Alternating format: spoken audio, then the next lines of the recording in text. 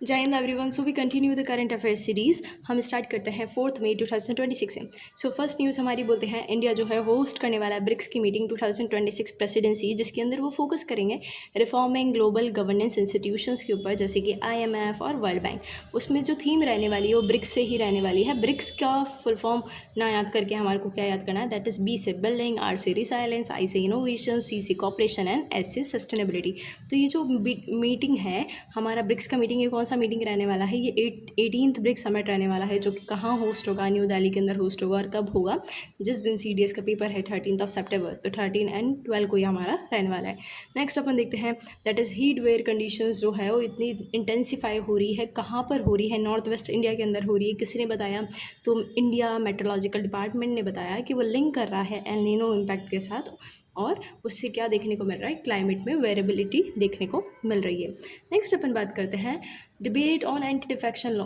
Again जो ये वाला जो इशू है, issue of speakers delay and disqualification, ये जो डिसीजन था ये वापस अभी हाईलाइट हो रहा है। एंटी डिफेक्शन लॉ क्या है, जब कोई दल बदल लेते हैं, यानी कि पार्टी चेंज कर लेते हैं, जो कि हमारा कॉन्स्टिट्यूशन 52nd कॉन्स्टिट्यूशन अमेंडमेंट 1985 के तहत हमें बताया गया है।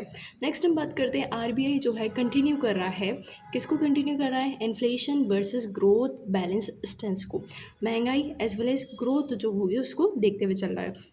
नेक्स्ट अपन देखते हैं India and Japan cooperation expanding in semiconductors.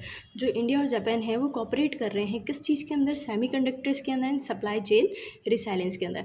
Next अपन बात करें cell broadcast system being push for the disaster alerts. जो सेल ब्रॉडकास्ट सिस्टम है वो पुश कर रहा है कि डिज़ास्टर अलर्ट्स जो है, हर वक्त हमारे पास इंटरनेट अवेलेबल नहीं हो सकता है, तो अपन को विदाउट इंटरनेट हमारे को काम करना है, और डायरेक्ट हमारे को जो अलर्ट हम प्रोवाइड करवाते हैं at the time of disasters और द क्लैमिटीज़, तो वो किस पर थे, हम मोबाइल टावर्स पर सप्लाई करें। नेक्स्ट देखते हैं that is United nation report stress slow process on the sustainable development goal. Specially किसको किसको एम्फेसाइज करा गया है यूनाइटेड नेशन रिपोर्ट के तहत, तो that is climate and inequality पर एम्फोसिस करा गया। नेक्स्ट अपन बात करते हैं most important news regarding this all, that is India hypersonic antiship missile test gets perfect score head target at 1500 kilometre.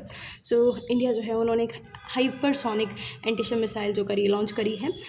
हम बात करें हाइपरसोनिक मिसाइल्स क्या होती है, जिसकी स्पीड 5 मैक से ज़्यादा होती है, वो किसके अंदर कैलकुलेट करी जाती है, वो हाइपरसोनिक मिसाइल्स के अंदर आती है। और जो इंडिया की जो हाइपरसोनिक एंटीशिप मिसाइल है ये किसने डेवलप करी है, तो डेवलप करी गई है बाय DRDO। नेक्स्ट हम न्यूज़ देखते हैं that is regarding the mission Drishti world first Optostar satellite, जो कि लॉन्च करी गई है by the Bengaluru based space startup GalaxEye. ठीक है, ये तो अपन ने देख लिया, लेकिन अब इससे रिलेटेड ये है, यहाँ पे दे रखा है दैट इज़ इंडियन स्टार्टअप है एक गैलेक्साई करके, जिन्होंने लॉन्च करा है दृष्टि सैटेलाइट, जो किससे इक्विफाइड है, Optostar, opto stand for optical and SAR stands for synthetic एप्ट्यूड radar enabling high resolution imaging in all weather and lighting condition। भले कैसी भी कंडीशन हो, बहुत ज़्यादा बारिश है या फिर बहुत ज़्यादा कुछ भी कंडीशन है, दे कैन रेडार, वो रेडार अपना कर सकते हैं। और ये कहाँ से लॉन्च करा गया है, तो बेंगलुरु बेस्ड स्पेस स्टार से करा गया है, गैलेक्साई जिसका नाम है। नेक्स्ट अपन देखते हैं the propose Shanti act aim to open Indian civil service nuclear power sector, जो किसको दिया गया है, to private participation potentially boosting an investment technology and infusion and energy capability. ये अपन 3 मई की न्यूज़ में अपन इसको कवर कर चुके हैं। शांति एक्ट क्या है, SHANTI act stand for the sustainable harnessing and advancement of nuclear energy for the transforming India.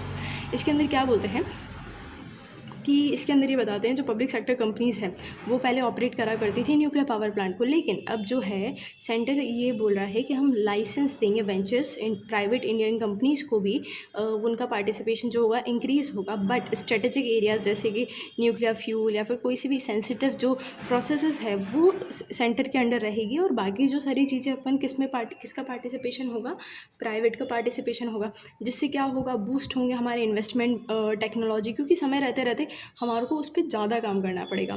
ठीक है, नेक्स्ट अपन बात करते हैं the ministry of the health and the family welfare जो है प्रमोट कर रही है 4TS framework, that is 4T stand for toilet, थ्रिस्टी, tired and thinner for the detection, किस चीज़ को डिटेक्ट करने के लिए, चाइल्डहुड डायबिटीज़ को, 4T for childhood diabetes. Next अपन बात करते हैं ब्रिक्स एग्रीकल्चर मिनिस्टर्स मीटिंग 2026। अभी हमने देखा 18 समिट इंडिया होस्ट कर रहा है, ठीक है। उसकी थीम हमने देख रही है, यहाँ पे है ब्रिक्स एग्रीकल्चर मिनिस्टर्स मीटिंग, जो कहाँ होस्ट होने वाली, इंदौर कहाँ पड़ता है, एमपी के अंदर पड़ता है। इसके अंदर ये हाईलाइट कर रहे हैं India growing role in global agriculture. Obvious सी बात है, जब हम पार्टिसिपेट कर रहे हैं तो हमारा रोल बढ़ रहा है, ठीक है। नेक्स्ट अपन बात कर रहे हैं that is Swaraj island sets Guinness world record for the tallest human stack under water. ऐसा कौन सा आइसलैंड है जो गिनीज वर्ल्ड रिकॉर्ड के अंदर दर्ज किया गया है tallest human stack under water के लिए, तो स्वराज आइसलैंड। नेक्स्ट अपन बात करते हैं joint military exercise between India and Cambodia का नाम क्या रखा गया है, दैट इज़ सिनबेक्स 2। फोकसिंग किस पे करेगा, ऑफिस से बात है, कभी भी आप मिलिट्री एक्सरसाइजेस की बात कर रहे हो तो वहाँ पे जो मेजर काम होता है वो डिफेंस कोऑपरेशन के ऊपर ही होता है। नेक्स्ट अपन बात करते हैं Mayon volcano erupted in Philippines, raising concern over the volcanic hazards। तो अपन को याद रखना है कि जो मेयन वॉल्केनो है वो कहाँ इरप्ट करा गया है, कहाँ इरप्ट हुआ है, तो फिलीपींस के अंदर हुआ है। नेक्स्ट अपन बात करते हैं Sushma Yadav ma'am receive the metro women of the year. तो ऐसे कौन से वुमेन हैं जिन्हों को metro women of the year मिला है, that is Sushma Yadav. Awarded at, कहाँ कब उनको करा गया, कब, तो that is Delhi metro foundation day के दिन उन्हें अवार्ड दिया गया। नेक्स्ट अपन बात करते हैं साउथ कोरिया जो है वो उन्होंने डिफीट करा है, चाइना को हराया है किस में, to win the Uber cup 2026। Next देखते हैं that is R Bala Subrahmanyam and Joram Anaiya appointed as full time members of NITI Aayog. जो आर बाला सुब्रमण्यम एंड जॉरम है उनको फुल टाइम मेंबर्स जो है अपॉइंट करा गया है। लेकिन अपन ने जो वेरी फर्स्ट न्यूज़ देखी थी कि new vice chairman of NITI आयोग दैट इज़ अशोक लहरी। यहाँ पे देखते हैं next that is Jannik Sinner clench the Madrid open 2026 man single title. ठीक है, जो जैनिक सिनर है उन्होंने जीता है मैड्रिड ओपन 2026 का टाइटल मैन सिंगल का। किसको हरा के जीता है, that is Alexander Zverev. Next अपन देखते हैं एंड्रिया कीमी Antonelli won the Miami grand prix 2026। तो हम देखें जो एंड्रिया कीमी एंटोनेली है ये एक रेसर है, ठीक है, इटली से बिलोंग करते हैं, ठीक है। तो इन्होंने क्या जीता है, मियामी ग्रैंड प्रिक्स 2026। नेक्स्ट अपन बात करते हैं that is Sunil Narine became the first overseas player to take the 200 wickets in the Indian premier league. जो सुनील नारायण है वो पहले ओवरसीज़ प्लेयर बनते हैं जिन्होंने 200 विकेट लिए। लेकिन जब अपन से पूछा जाए कि ऐसे कौन से 2 प्लेयर रहे हैं, ओवरसीज़ नहीं पूछा है, जिन्होंने 200 विकेट लिए किसके अंदर, आईपीएल के अंदर, तो that is Yuzvendra Chahal first one and the second one that is Bhuvneshwar Kumar. और हम बात करें कोई आईपीएल कब स्टार्ट होता है, तो आईपीएल स्टार्ट होता है दैट इज़ इन 1992 के अंदर होता है, ठीक है। So continue with the next that is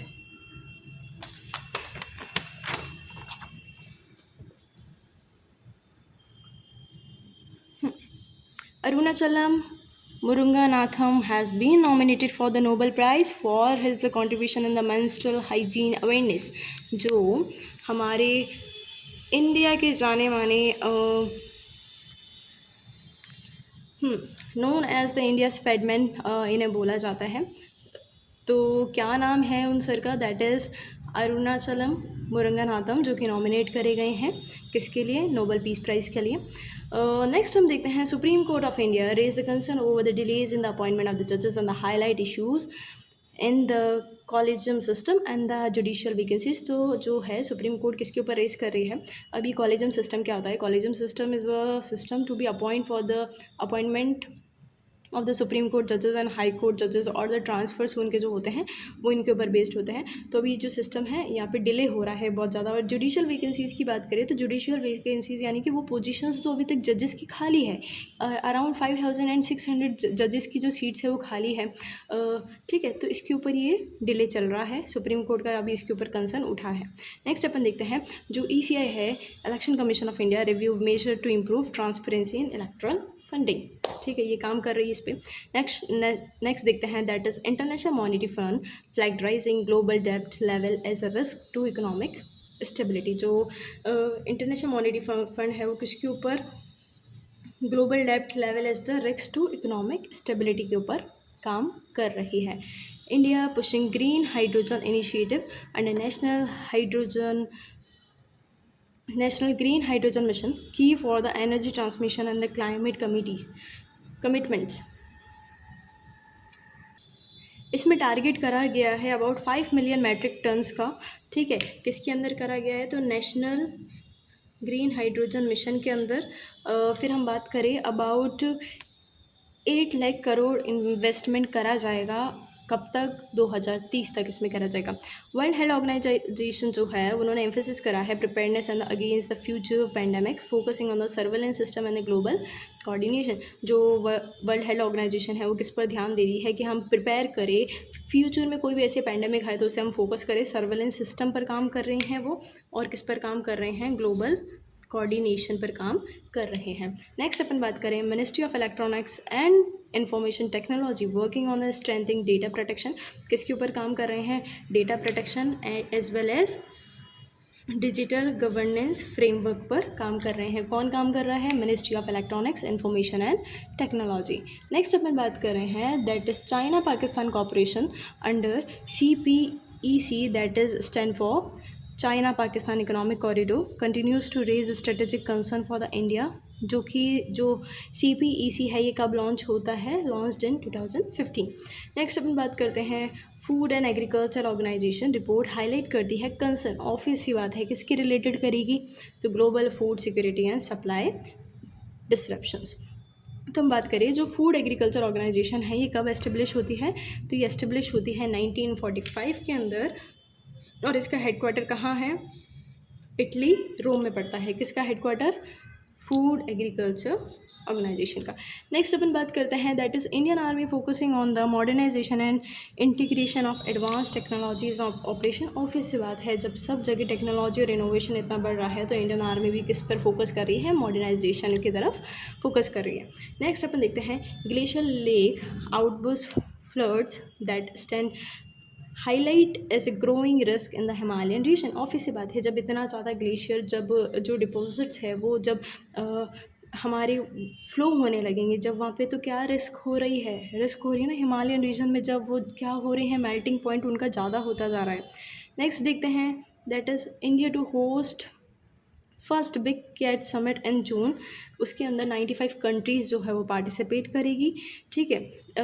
IBCA stand for the inaugural international big cat alliance, जो कि किसके तहत हो रही है, ministry of environment and forest and climate change.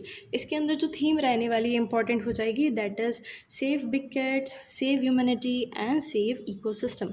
जो ये है अभी हमारे एनवायरनमेंट मिनिस्टर कौन है, that is Bhupendra Yadav sir. जो ये लॉन्च हुआ है, कब लॉन्च हुआ था ये IBCA, ये तो अभी हो रहा है, जो ये लॉन्च करा गया था PM मोदी इन 2023, ठीक है। तो अभी इंडिया जो है पहली बार होस्ट करेगा big cat summit, first big cat summit कब कर रहे हैं, जून, जिसके अंदर 95 कंट्रीज़ पार्टिसिपेट करेगी।